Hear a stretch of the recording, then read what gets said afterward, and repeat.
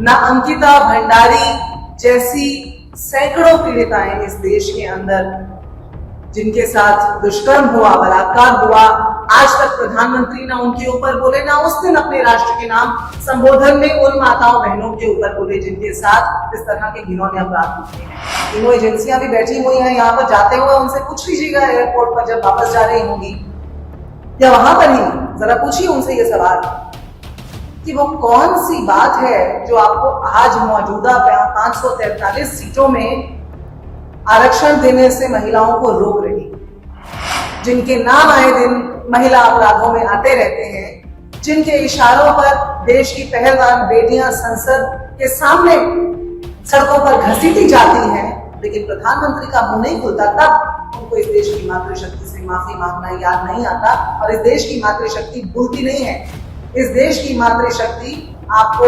2024 में जवाब दे चुकी, 2029 में फिर देगी।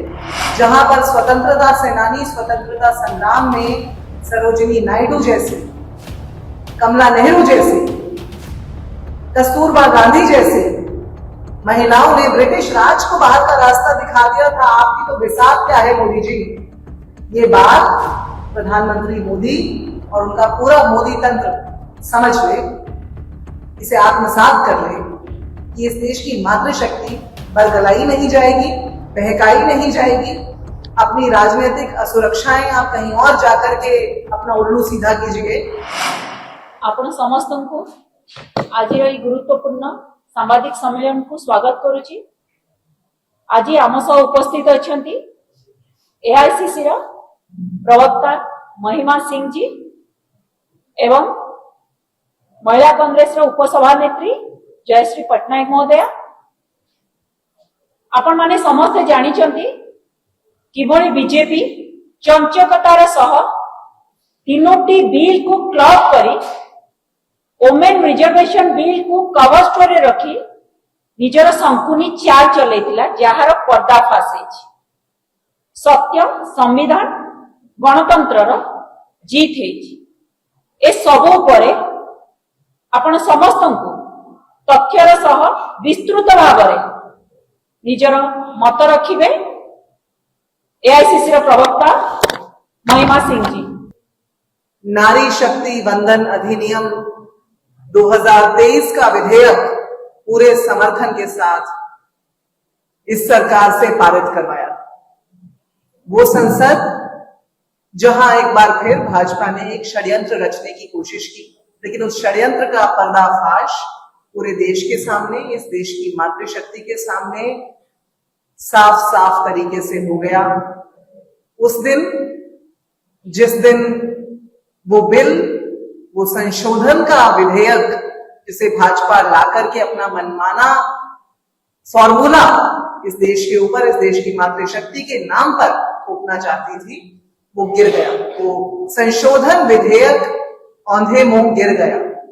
सबसे पहले ये स्पष्ट करना आवश्यक है कि नारी शक्ति वंदन अधिनियम 2023, जिसे पूरे विपक्ष के समर्थन से, जो श्री राजीव गांधी का सपना था, जो कांग्रेस पार्टी का सपना 1928 से रहा है, उसको 2023 में पूरे विपक्ष के समर्थन से केंद्र सरकार ने पारित किया और 2026 में अपने नापाक मंसूबों को कामयाब करने के लिए मातृशक्ति के नाम पे, नारी शक्ति के नाम पे भाजपा लेकर के आई एक संशोधन विधेयक, जिसे आज उड़ीसा के अंदर भी और पूरे देश के अंदर हम जान रहे हैं कि भाजपा के नेता और कार्यकर्ता घर घर जाकर के और सड़क पर जाकर के जनता को बरगलाने का प्रयास करते हुए ये कहने की कोशिश कर रहे हैं कि कांग्रेस पार्टी ने और विपक्ष ने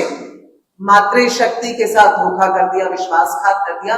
विश्वासघात किसने किया और कैसे किया, उसकी सच्चाई में आप सबके सामने अभी बड़े नीतिगत तरीके से, बड़े स्ट्रेटेजिक तरीके से बताने जा रहे हैं।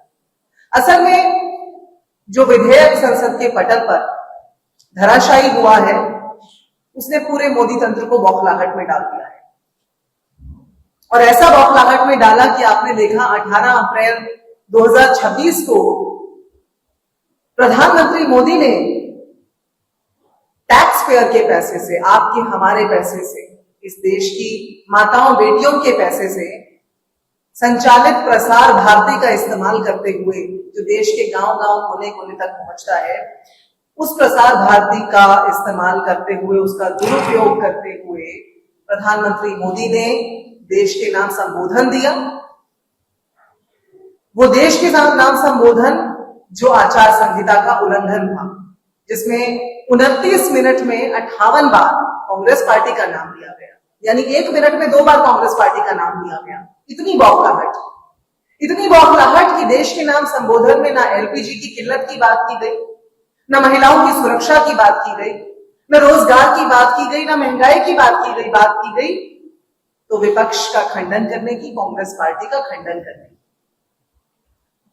इतने ज्यादा बौखला गए जब ये इनका जो विधेयक संशोधन था ये इनके मनमाने तरीके से पारित नहीं हो सका, तो इतने बौखला गए कि न तो मणिपुर में की गई नारी की नुमाइश के ऊपर बोले, न अंकिता भंडारी जैसी सैकड़ों पीड़िताएं इस देश के अंदर जिनके साथ दुष्कर्म हुआ, बलात्कार हुआ, आज तक प्रधानमंत्री ना उनके ऊपर बोले, ना उस दिन अपने राष्ट्र के नाम संबोधन में उन माताओं बहनों के ऊपर बोले जिनके साथ इस तरह के घिनौने अपराध होते हैं, ना उस प्रज्वल रेवन्ना के खिलाफ बोले जिसने हजारों लड़कियों के वीडियोस बना करके साझा किए।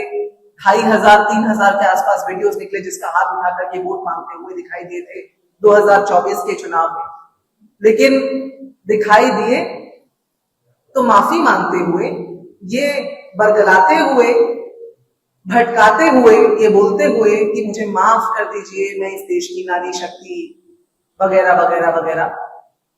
लेकिन प्रधानमंत्री और उनका मोदी तंत्र कान खोल करके ये बात सुन ले, नहीं मिलेगी माफी, नहीं मिलेगी इस देश की मातृशक्ति की माफी इस देश के प्रधानमंत्री को, क्योंकि वो उस मातृशक्ति का नाम लेकर के अपने नापाक इरादों को अंजाम देना चाहते हैं।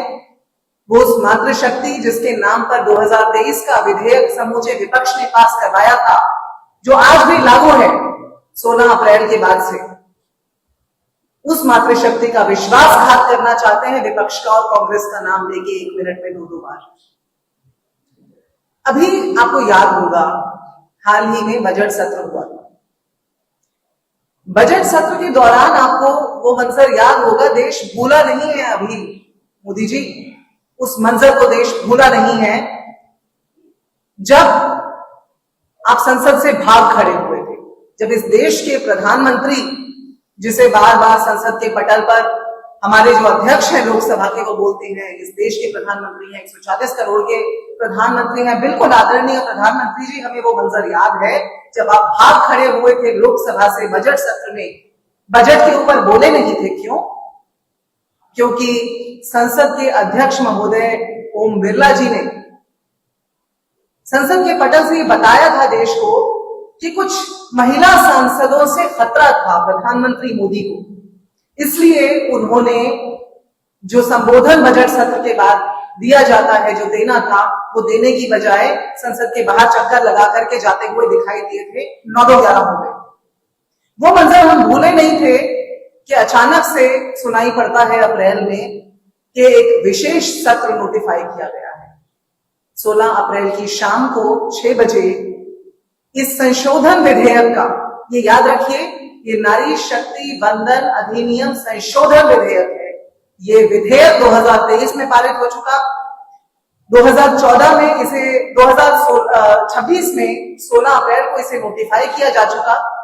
16 अप्रैल को नोटिफाई किए जाने के बाद शाम के 6 बजे आप देखते हैं कि इसका मसौदा सारे सांसदों तक पहुंचाया जाता है। मात्र 24 घंटे की अवधि में आप चाहते हैं कि सारे सांसद इस मसौदे को पढ़ करके, तैयार करके आपके बीच में पहुंचे बिना स्टेक होल्डर्स से परामर्श किए, संवाद किए। ऐसे आनन फानन में ये सत्र बुलाया गया, विधेयक का मसौदा पहुंचाया गया और उसके बाद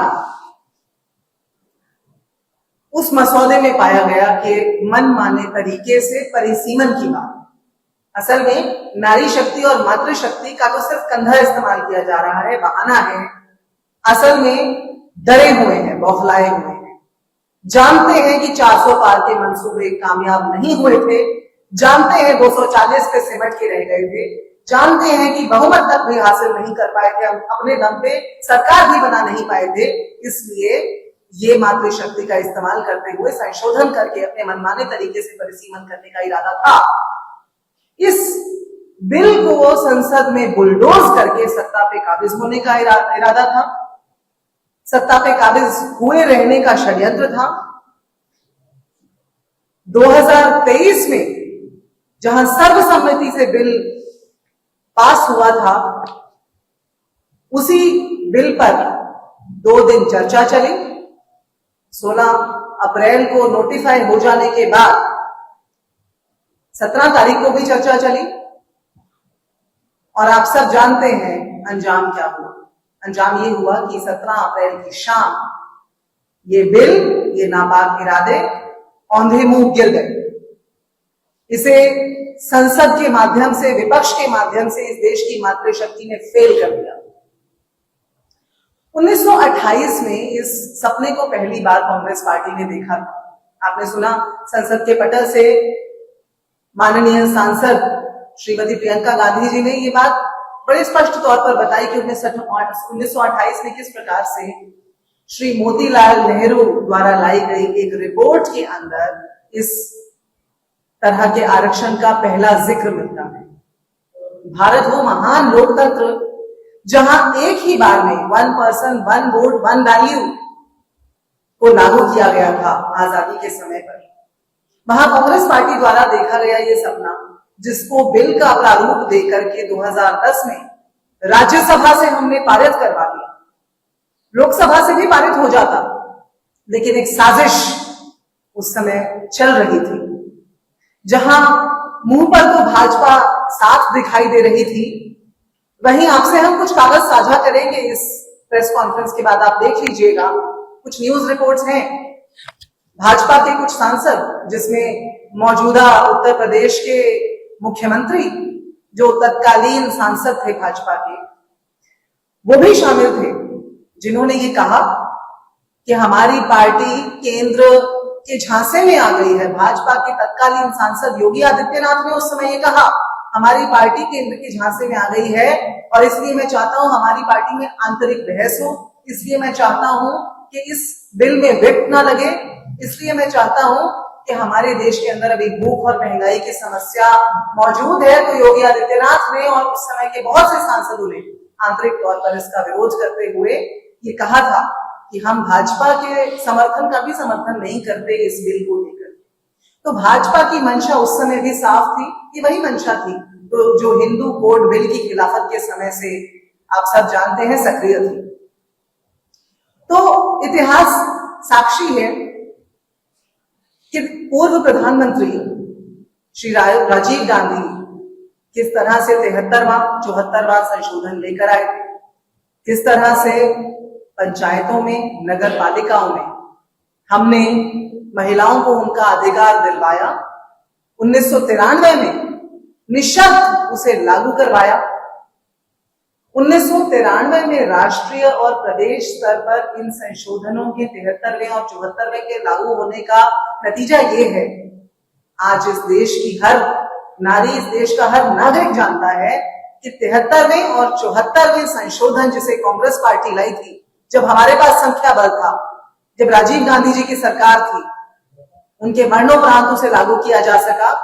लेकिन 1993 में उसे दोनों स्तरों पर, पंचायती स्तर पर और नगर पालिका के स्तर पर लागू कर दिया गया। उसका नतीजा आज ये कि इस देश के अंदर पंचायतों में, नगर पालिकाओं में, आपके यहाँ उड़ीसा में भी होगा, हर जगह निर्वाचित सदस्य, सरपंच, पार्षद मौजूद हैं और ऐसे 15 लाख महिला निर्वाचित पदाधिकारी आज पंचायतों में और नगर पालिकाओं में काम कर रहे हैं। ये कांग्रेस पार्टी की दूरदर्शिता का, राजीव गांधी जी की दूरदर्शिता का 73वें 74वें संशोधन, जिसको निःशर्त कांग्रेस पार्टी ने इस देश की महिलाओं को, इस देश की मातृशक्ति को उपहार के तौर पर दिया था, उनका अधिकार लागू करवाया था, उसका नतीजा है। तो 2010 में जब राज्यसभा के बाद लोकसभा में ये पारित नहीं हो सका, हमारे पास संख्या बल नहीं था, 2011 में आप सब जानते हैं जनगणना की प्रक्रिया शुरू की गई। 2014 में दोबारा चुनाव हुआ। चुनाव के बाद ये बिल जो है वो सीधी सी बात है, उसके बाद दोबारा उसको नोटिफाई किया जाना था। बिल रद्द हो जाता है जब संसद डिसॉल्व होती है। तो 2014 के बाद 1 साल इंतजार किया, 2 साल इंतजार किया, बार बार संसद में इसका जिक्र किया, लेकिन 2017 में जाकर के जब ये देखा कि मोदी जी के तो कान पे जूं भी नहीं रेंग रहे, इनके पास तो संख्या बल भी है, उस समय श्रीमती सोनिया गांधी ने 2017 में एक पत्र लिखा प्रधानमंत्री श्री नरेंद्र मोदी के नाम। वो पत्र भी हम आपसे साझा करेंगे, न्यूज रिपोर्ट्स भी साझा करेंगे। वो जो मैंने जिनका जिक्र पहले किया, सोनिया गांधी जी का 2017 का पत्र, जिसमें उन्होंने जोर देकर के ये कहा कि प्रधानमंत्री जी, हमारे पास तो संख्या बल नहीं था, आपके पास संख्या बल है, महिला आरक्षण को पारित करवाइए, लागू कीजिए, जैसे हमने किया था निशर्त। नहीं किया। 2018 में श्री राहुल गांधी ने पुनः पत्र लिखा। उस पत्र में फिर से लिखा, प्रधानमंत्री जी, आपके पास संख्या बल है, हम आपसे बार बार अनुरोध करते हैं कि महिलाओं को उनका आरक्षण देकर के उनका हक दिया जाए। ये उनका अधिकार है, ये किसी से मांगी हुई खैरात नहीं है महिलाओं की। फिर भी 2018 के बावजूद थोड़ा दबाव बनना शुरू हुआ। ये दबाव बनता चला गया और उसका अंजाम आपने देखा। 2019 का चुनाव बीता, 2024 के चुनाव से पहले 2023 के अंदर मोदी सरकार ने इस बिल को लाने की स्वीकृति तो जताई, इसका नाम बदला, ऊपर से इसमें शर्तें लगा दी। शर्तें भी क्या लगाई? शर्तें लगाई कि पहले जनगणना होगी, वो जनगणना जिसमें वो जातीय जनगणना को अर्बन नक्सलिज्म उस समय बोला करते थे, याद होगा ना आप सभी को। वो जनगणना होगी, फिर परिसीमन होगा, तब जाके 2029 तक शायद ये बिल लागू हो सके। फिर भी उनकी शर्तों के बावजूद पूरी कांग्रेस पार्टी ने, हमारे सभी सांसदों ने, समूचे विपक्ष ने सरकार का साथ दिया। सरकार के साथ मिलकर के 2023 के इस विधेयक को इस देश की नारी शक्ति के नाम किया, उसे पारित किया। ये मानते हुए उसके बाद भी हमने प्रेस कॉन्फ्रेंसेस की थी, उड़ीसा भी आए थे हमारे कुछ प्रवक्ता, मैं भी गई थी किसी और प्रदेश में। मुझे बहुत स्पष्ट तौर पर याद है, पूरे देश में प्रेस कॉन्फ्रेंसेस करके हमने ये बताया कि राजीव गांधी जी का सपना आज, कांग्रेस पार्टी का सपना आज सच हो गया है। ये नहीं पता ये लागू कब तक होगा, क्योंकि भाजपा के सांसद तो संसद के पटल से खुद ही बोल रहे थे कि भाई 2029 से पहले, 10 साल से पहले तो ये लागू ही नहीं हो सकेगा। लेकिन फिर भी हमने पूरा समर्थन दिया। लेकिन भाजपा की मंशा, प्रधानमंत्री मोदी की मंशा कुछ और थी।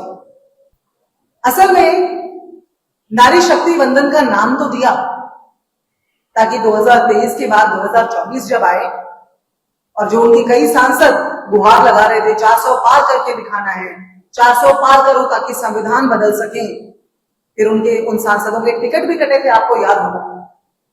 लेकिन 2024 में क्या हुआ? उसी मातृशक्ति ने, नारी शक्ति ने, जिसको समझ में आ गया था कि ये नारी शक्ति वंदन नहीं है, ये भाजपा का क्रंदन है, ये भाजपा का क्रंदन है, बौखलाहट है। उसी नारी शक्ति ने 400 पार के नापाक मंसूबों वाली भाजपा को, मोदी तंत्र को 240 पे समेट करके बिल्कुल सीमित कर दिया, अपाहिज कर दिया, ताकि वो 2024 में अपने दम पर सरकार भी न बना सके। संविधान बदलने के मंसूबे तो बहुत दूर की बात है। ऐसे में अब भाजपा को एक नई साजिश सूझी और वो नई साजिश लेकर के आए कि जो 334A, जो 2023 के विधेयक के माध्यम से संविधान में संशोधन करके 334A अनुच्छेद डाला गया था, जिसमें ये 2 शर्तें लगी थी कि जनगणना होगी, उसके बाद आपका डिलिमिटेशन यानी परिसीमन होगा और फिर ये लागू होगा। अभी उसमें संशोधन करने का एक नया तरीका, नया दांव पेच लेकर के आए और ये कहा कि भाई इसको आप पारित करवा दीजिए तो हम तुरंत नारी शक्ति को उसका हक दे देंगे। पहली बात तो ये होते कौन है नारी शक्ति को हमारा हक देने वाले? कांग्रेस पार्टी ने 50% की जो हक की सीटें दिलवाई थी 73वें 74वें संशोधन के माध्यम से, आज मुझे खुशी है आपको ये कहते हुए, इस मंच पे भी तीनों नारियां बैठी हुई हैं, कि आज वो जो 15 लाख की मैंने आपको संख्या बताई, वो मात्र 50% ही नहीं, 60% चुने हुए प्रतिनिधि हैं पंचायतों और नगर पालिकाओं में। तो 334A का हवाला देकर के ये झूठ फैलाने वाले ये होते कौन है? ये इस देश की मातृशक्ति के उस संदेश को नहीं समझे, तो जो 2024 में इनको 240 पे समेट करके मातृशक्ति ने इनको दिया, अब ये एक और गलती कर बैठे और 334A का हवाला देकर के कहने लगे कि भाई इसे आप पारित करवाएंगे तो हम तुरंत दे देंगे। लेकिन सांसदों ने महिलाओं के हक की बात संसद में उठाई, सत्य संसद के पटल पर बताया, हमने उस मांग को याद दिलवाया जो हमने 2023 में भी रखी थी कि 2024 के चुनाव में माननीय कांग्रेस अध्यक्ष खड़गे जी ने, मल्लिकार्जुन खड़गे जी ने उस समय ये कहा था कि 2024 के चुनाव में इस देश की मातृशक्ति को उसका हक दीजिए, 33% सीटें दीजिए। ये तो दूर की बात है, भाजपा तो अपनी पार्टी के अंदर भी उतनी सीटें नहीं दे पाई थी और सब पार्टियों ने अपनी पार्टियों के अंदर बढ़ा करके सीटें दी, लेकिन ये उतना भी नहीं कर पाए थे। और उसके बाद आप ये देखिए कि जब संसद के पटल पर हम सब ने 2 दिन की चर्चा में ये सब बातें याद दिलवाई, तो अगले दिन ये बिल ध्वस्त हो गया। अब हमारा सीधा सवाल है प्रधानमंत्री मोदी से, उनके मोदी तंत्र से, उनकी केंद्र सरकार से, जिनके इरादे आज इस देश के सामने उनके तमाम दांव पेचों के खिलाफ के बावजूद इस देश की मातृशक्ति ने फेल कर दी। उनसे हमारा सीधा सवाल है, आप इस देश की मातृशक्ति को बताएं। 2023 में भी नहीं बता पाए थे, आज बताएं। आज मैंने देखा, मुझे जयश्री जी ने दिखाया कि एक माननीय सांसद आई हुई है भाजपा की, संबलपुर में, वहां से प्रेस कॉन्फ्रेंस कर रही हैं। तीनों एजेंसियां भी बैठी हुई हैं यहाँ पर, जाते हुए उनसे पूछ लीजिएगा एयरपोर्ट पर जब वापस जा रही होंगी या वहां पर ही, जरा पूछिए उनसे ये सवाल कि वो कौन सी बात है जो आपको आज मौजूदा 543 सीटों में आरक्षण देने से महिलाओं को रोक रही। 2023 में वो कौन सी बात थी जो 2010 का मसौदा था बिल का, 2010 के बिल के मसौदे के मुताबिक मौजूदा ढांचे में आरक्षण दिया जाना था। भाजपा को क्या तकलीफ है, क्या परेशानी है, कौन सी चुनौती है जिसके तहत वो आज अभी इसी वक्त 543 सीटों के अंदर आरक्षण इस देश की मातृशक्ति को नहीं दे सकते। मैं आपसे शर्त लगा के कह सकती हूँ, चुनौती दे के कह सकती हूँ, न भाजपा के किसी सांसद के पास, न किसी मंत्री के पास, न किसी कार्यकर्ता के पास आपको इस बात का जवाब मिलेगा, क्योंकि जवाब ऐसा है जो वो आपके सामने न बोलने की हिम्मत कर सके, न बोल सकेंगे, न उसके बारे में जिक्र कर सकेंगे, क्योंकि इस देश की मातृशक्ति करारा तमाचा उनको देगी अगर वो ये बात बोलेंगे तो। उसका कारण ये है, उसका उत्तर मैं आपको बता रही हूं, कारण ये कि भाजपा के अंदर मौजूद, उनके ढांचे में मौजूद जो उनके बाहुबली हैं, जो सत्ता पर काबिज हैं अपने अपने क्षेत्रों से, जो 400 पार का सपना देख रहे हैं, उनकी सीटों को खतरा, आज के स्थिति में अगर आरक्षण दे दिया जाए तो उनकी सीटों को खतरा होने महसूस होता है। ये वही बाहुबली है भाजपा के अंदर जिनकी बात सुन के भाजपा असहज हो जाती है, असुरक्षित हो जाती है। प्रधानमंत्री मोदी एक शब्द भी नहीं बोल पाते। वही बाहुबली लोग हैं जिनके इशारों पर इस देश की महिलाओं की अस्मिता लुटती रहती है, जिनके नाम आए दिन महिला अपराधों में आते रहते हैं, जिनके इशारों पर देश की पहलवान बेटियां संसद के सामने सड़कों पर घसीटी जाती हैं, लेकिन प्रधानमंत्री का मुंह नहीं खुलता तब उनको इस देश की मातृशक्ति से माफी मांगना याद नहीं आता। और इस देश की मातृशक्ति भूलती नहीं है। इस देश की मातृशक्ति आपको 2024 में जवाब दे चुकी, 2029 में फिर देगी, उससे पहले अभी चुनाव चल रहे हैं उसमें भी देगी।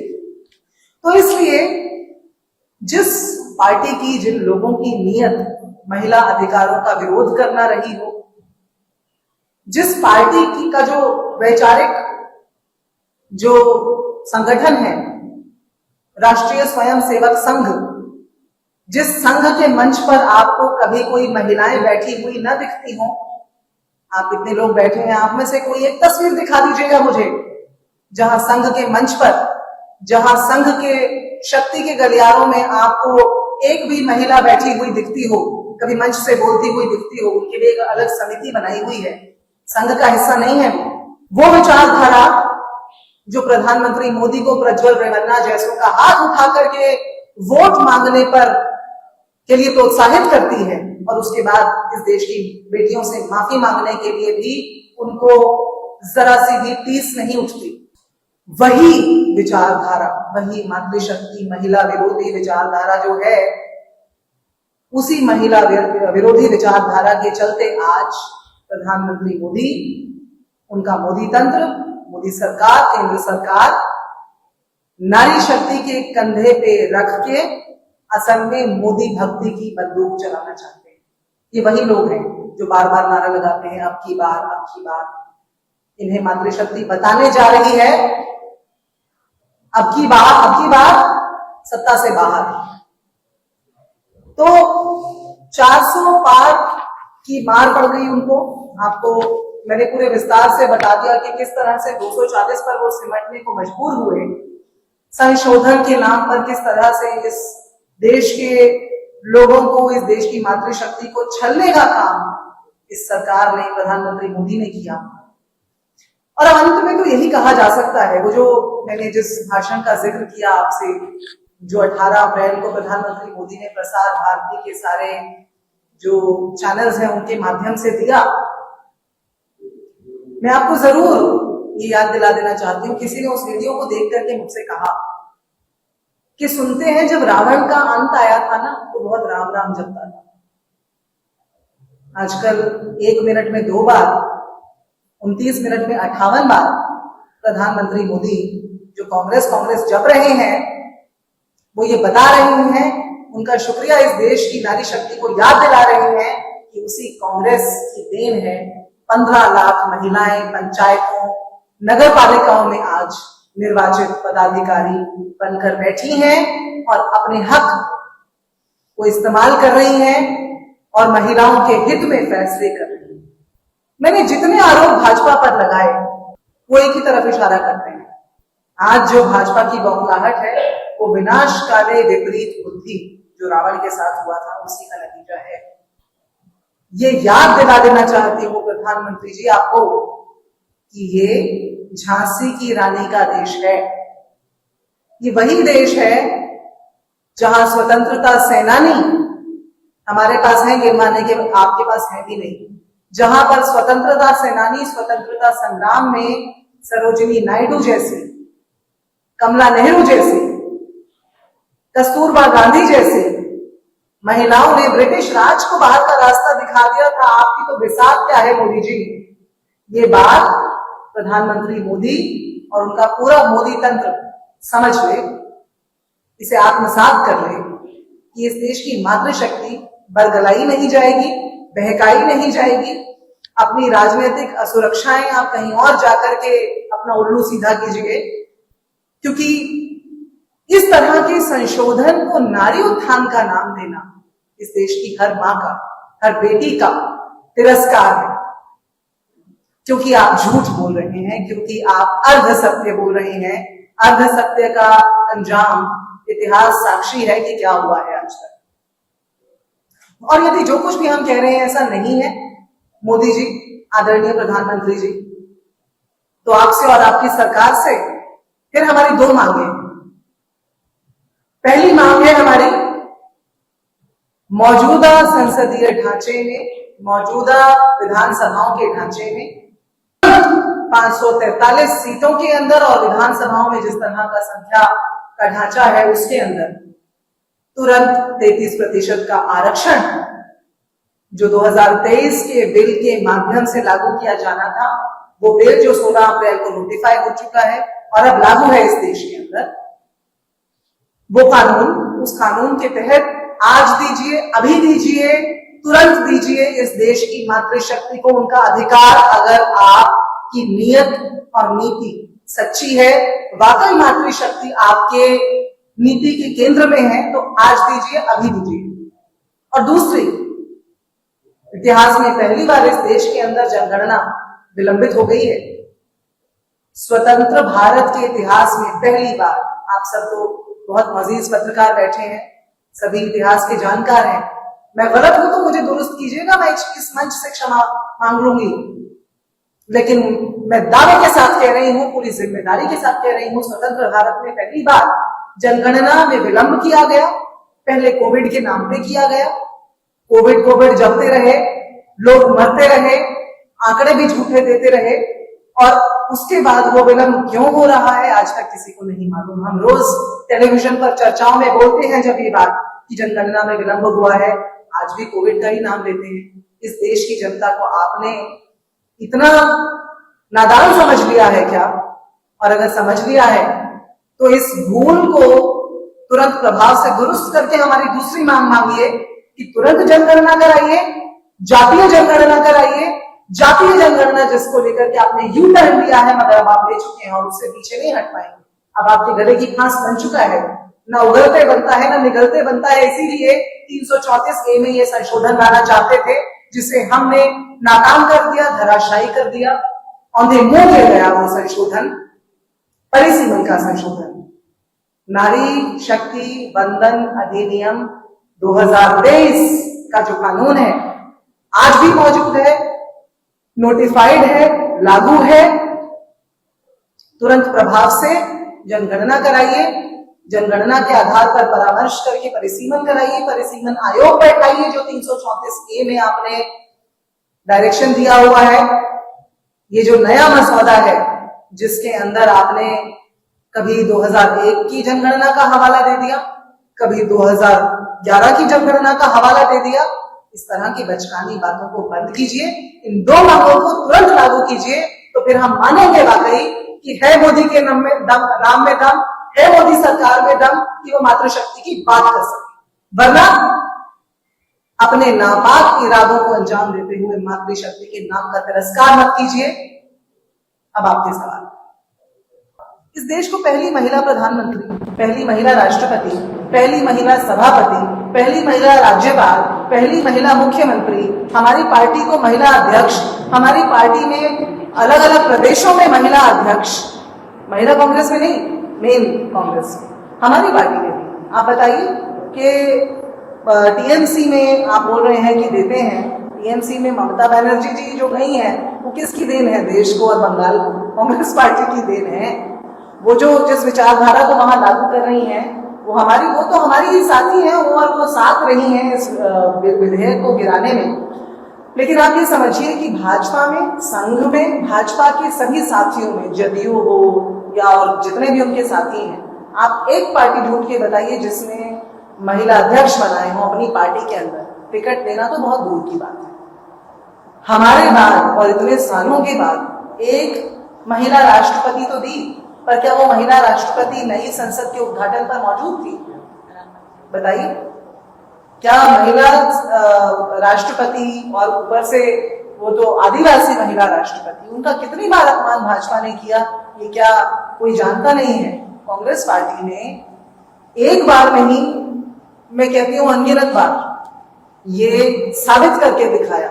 आज हमारी देखा देखी भाजपा भी हर राज्य में अपनी महिला प्रवक्ताओं को भेज करके प्रेस कॉन्फ्रेंस करा रही है। हम कहते हैं अच्छी बात है, अच्छी नकल कर लेनी चाहिए, अच्छी नकल कर रहे हैं, लेकिन वो हमारी तरह पार्टी में अध्यक्ष भी बनाकर दिखाए, महिला अध्यक्ष बनाकर दिखाए। महिलाओं को हमारी पार्टी ने टिकट भी दी। देखिए, महिला को टिकट दिया होगा और वो अध्यक्ष बनी होंगी, उसी के बाद तो वो जाकर के प्रधानमंत्री या किसी और ऊंचे पद पर पहुंची, सभापति पहुंची। आप अनुभवी हैं और जानते हैं कि आज से कितने दशक पहले कांग्रेस पार्टी पहली महिला सभापति बना चुकी थी लोकसभा में।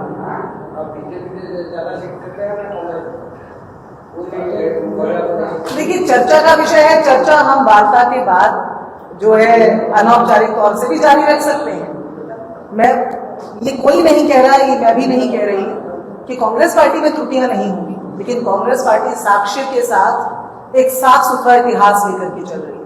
कांग्रेस पार्टी के इतिहास में कम से कम बरगलाना, भटकाना, बौखलाहट में लोगों को इधर उधर भटकाना नहीं है, ये भाजपा का तरीका है बस। अब ये चर्चा में तब्दील हो गया है, चर्चा को हम जारी रखेंगे। और कोई सवाल हो तो मैं सवाल लेकर के, और नहीं हो तो आप सबका धन्यवाद करके इस वार्ता को विराम देना चाहूंगी। आप सब यहाँ उपस्थित रहे, आप सबका